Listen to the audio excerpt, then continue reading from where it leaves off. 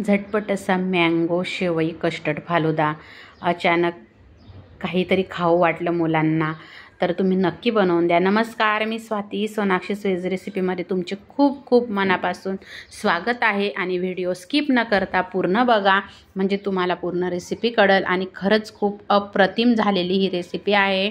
बघा, कढईमध्ये थोडंसं तूप घातलं, त्यानंतर शेवया घेतलेल्या आहे। ह्या रेडीमेड शेवया आहे, घरच्या नाही। तर शेवई बघा अशी छान अशी तुपामध्ये आपल्याला परतवून घ्यायची आहे, म्हणजे छान अशी तुपामध्ये भाजली गेली पाहिजे। आणि खूप सुंदर अशी ही रेसिपी आहे, तुम्ही नक्की बनवून बघा। बघा आता शेवईचा कलर आपला चेंज झालेला आहे। अशी छान बारीक गॅसवर शेवई भाजल्यानंतर आपल्याला दूध घ्यायचं आहे, साय न काढलेलं दूध घ्यायचं आहे। म्हणजे छान असं छान आपली शेवई कस्टर्ड मँगो शेवई कस्टर्ड तयार होणार आहे। आणि तुम्ही बघू शकता आता छान असं हलवून घ्यायचं आणि मस्त अशी उकळी येऊ द्यायची। एका वाटीमध्ये मी थोडंसं दूध काढून घेतलेलं आहे, त्यामध्ये 1 चम्मच मी मँगो कस्टर्ड घातलेली आहे। तुमच्याकडे व्हॅनिला असली तरी तुम्ही व्हॅनिला कस्टर्ड पावडर असली तरी तुम्ही वापरू शकता। पूर्ण गोठड्या अशा मोडून घ्यायच्या आहे। आणि आता आपलं तयार झालेलं आहे बघा। आणि बघा आता इकडे आपल्या शेवयासुद्धा छान अशा शिजत आलेल्या आहे। छान अशी शिजू द्यायची दुधामध्ये शेवई। आणि तोपर्यंत आता आपण बघा थोडीशी सब्जा बी घेतलेली आहे। आणि आता आपल्याला त्याच्यामध्ये पाणी टाकून एक 15 मिनटं भिजत ठेवायचं आहे। सब्जा लगेच फुगून येतो आणि सब्जामुळे एक फालुद्याची चव आपल्या मँगो शेवई कस्टर्डला येणार आहे। तुम्ही असंही खाऊ शकता, पण फालुदा टाईप खाल्लं तरी फालुदा खाल्ल्याचं फील तुम्हाला होणार आहे। आणि खूप सुंदर अशी आपली ही रेसिपी तयार झालेली आहे।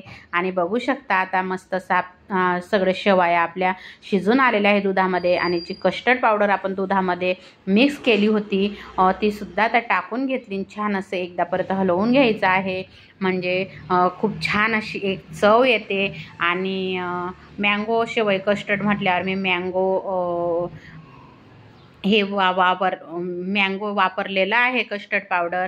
तुम्ही तुमच्याकडं व्हॅनिला असेल ती सुद्धा वापरू शकता।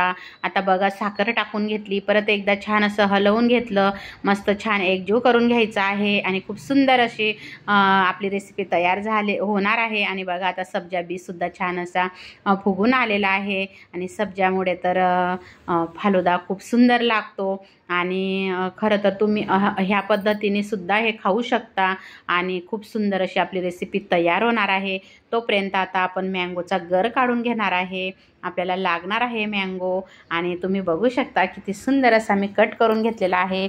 आणि काही गर आपण चौकोनी तुकडे काढून ठेवले, काहीचा असा मिक्सरला फिरवून आपण आमरस तयार करून घेतलेला आहे। काही गर बघा असं चौकोनी तुकड्यांमध्ये ठेवलेला आहे, आपल्याला पुढे लागणार आहे। आता बघू शकता आपल्या शेवई मस्त फ्रीजमध्ये मी 1 तास शेवई कस्टर्ड थंड करायला ठेवलं होतं।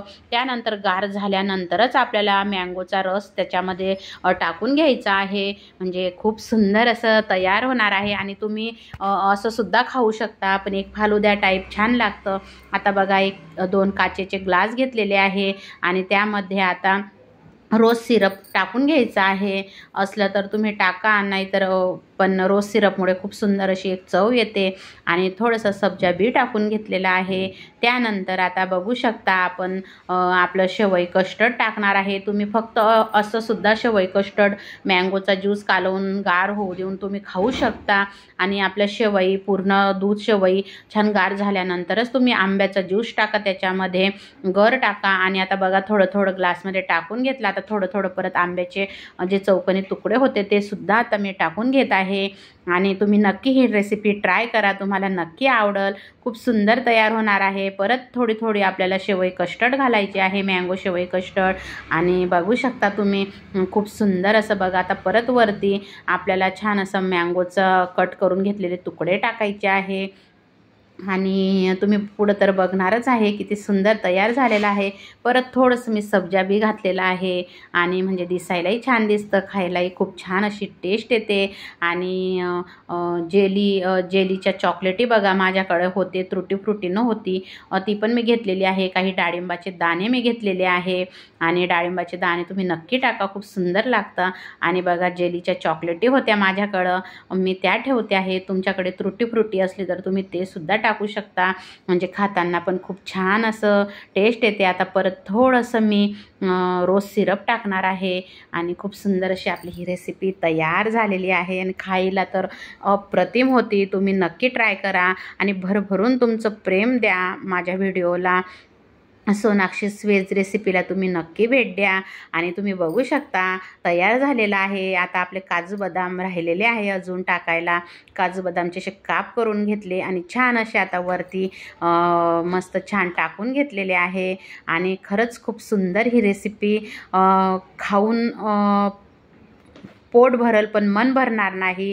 तुमची ही रेसिपी तुम्ही ट्राय करा आणि मला सांगा तुम्हाला आवडली का.